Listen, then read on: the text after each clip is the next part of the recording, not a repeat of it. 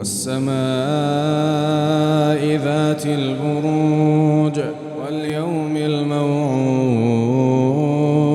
وشاهد ومشهود قتل أصحاب الأخدود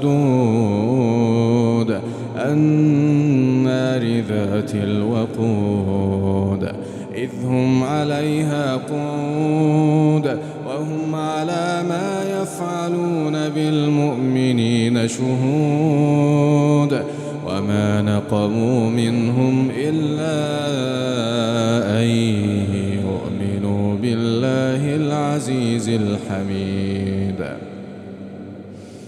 الذي له ملك السماوات والأرض والله على كل شيء شهيد إن الذين فتنوا المؤمنين والمؤمنات ثم لم يتوبوا فلهم عذاب جهنم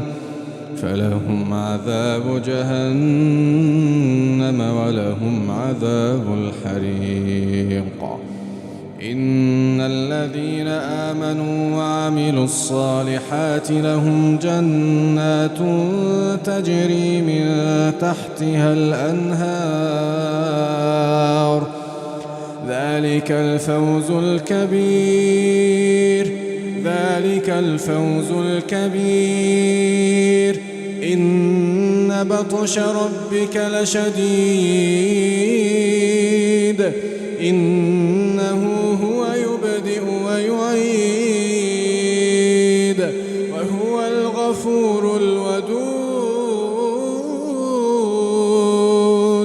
وهو الغفور الودود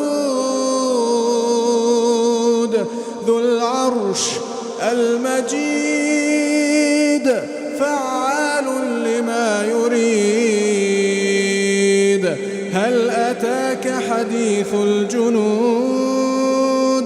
فرعون وثمود بل الذين كفروا في تكذيب